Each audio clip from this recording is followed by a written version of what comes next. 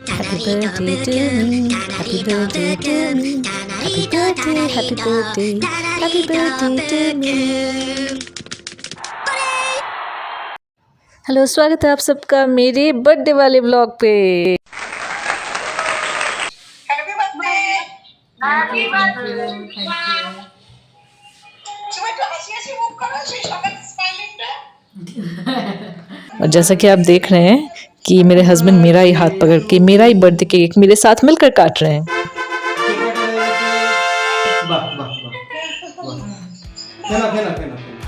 Cake cutting के बाद मैं और मेरे हस्बैंड निकल पड़े आज रात के डिनर के लिए। और आज का डिनर होगा बगीचे में। ये बगीचा गार्डन वाला बगीचा नहीं है, ये है एक फाइन डाइन रेस्टोरेंट। यहाँ पर 17 डिफरेंट रेस्टोरेंट्स और 6 डिफरेंट बार्स एक साथ हैं। जैसे बगीचे में अलग अलग फूल होते हैं, वैसे ही इस बगीचे में आपको कई देशों के अलग अलग क्विज़ीन मिलते हैं। यहाँ पर Thai, continental, Italian, Japanese, Chinese, Indian और नेपाली खाना भी मिलता है। बैठने के लिए आउटडोर और इंडोर दोनों ऑप्शंस अवेलेबल थे, लेकिन हमने आउटडोर सेलेक्ट किया।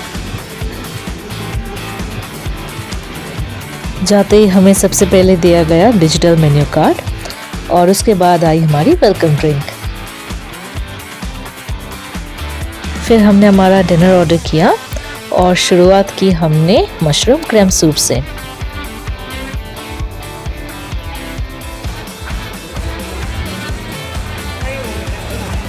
फिर हमारे स्टार्टर्स भी आ गए, चीज़ स्पिनच बॉल, चिकन पार्मेजान और चेट्टिनाड चिकन फ्राई। लेकिन चेट्टिनाड चिकन फ्राई की जो डिश उन्होंने दी थी, उन्होंने उसका मसाला जला दिया था, तो वो कड़वी लग रही थी और इसलिए मेरा खाने का एकदम मन चला गया था। जब हमने उन्हें ये बताया तो उन्होंने ये डिश हमारे लिए दोबारा बना दी और जो दूसरी बार बनकर आई वो एकदम परफेक्ट थी। लेकिन आज की बेस्ट डिश थी चिकन स्पैगेटी बोलोनेज़। मुझे स्पैगेटी बहुत पसंद है और ये डिश मैंने यहाँ पर काफ़ी जगह ट्राई की हुई है, लेकिन ये जो यहाँ पर बनाया था ये एकदम परफेक्ट बनाया था। हमने मॉकटेल्स भी मंगवा लिए। कोई भी डिनर डेज़र्ट के बगैर कंप्लीट नहीं होता, तो डेज़र्ट में हमने मंगवाया था केसर पिस्ता फालूदा कुल्फ़ी। डिनर के बाद हमने सोचा कि एक दो सेल्फीज़ लेकर फिर घर चलते हैं, तो वहाँ के कॉन्सियर्ज ने हमारी फ़ोटो लेने में हेल्प की और फिर पूछा कि आप शेरपा रूम गए हैं। नेपाल में आप जहाँ भी जाएंगे आपको इतिहास की कड़ियाँ देखने को मिलेंगी। उनमें से एक कड़ी आपको यहाँ मिलेंगी शेरपा कम्युनिटी में। ये वही शेरपा कम्युनिटी है जो दशकों से मदद करती आई है एवरेस्ट माउंटेन की चढ़ाई में। पूरा रूम एवरेस्ट एक्सपीडिशन के सामानों से भरा हुआ है और साथ हैं कई आर्टिकल्स उन लोगों पे जिन्होंने एवरेस्ट पे विजय पाई। और ये हैं famous Tenzing Norgay, first climber of mount Everest.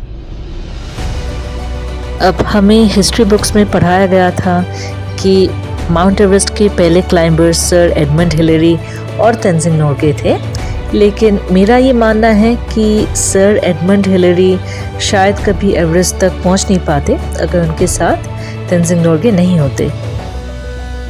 2015 में एक मूवी आई थी माउंट एवरेस्ट एक्सपीडिशन के ऊपर, मूवी का नाम था एवरेस्ट। अगर आप वो मूवी देखेंगे तो पाएंगे कि कई बार जो लोग एक्सपीडिशन पे जाते हैं, शेरपा कम्युनिटी ना सिर्फ उनका ध्यान रखती है बल्कि कई बार उनका सामान भी शेरपाओं को अपने पीठ पे लादना पड़ता है। यही वो लोग हैं जो साल में 2-2, 3-3 बार एवरेस्ट चढ़ाई में दूसरे लोगों की मदद तो ज़रूर करते हैं, लेकिन शायद ही उनका नाम कभी किसी अखबार के पन्नों पर आया होगा।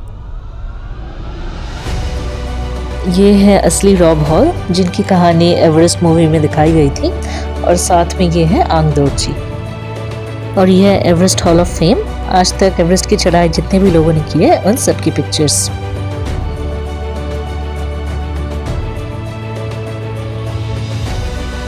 शेरपा रूम देखकर फिर हम बाहर आ गए। बाहर आकर ली हमने एक और सेल्फी और फिर हम चल पड़े अपने घर की तरफ। ज़रूर बताइएगा कैसा लगा आपको मेरा ये बर्थडे वाला vlog. Thank you so much for watching और मिलेंगे अगले व्लॉग पे। बाय।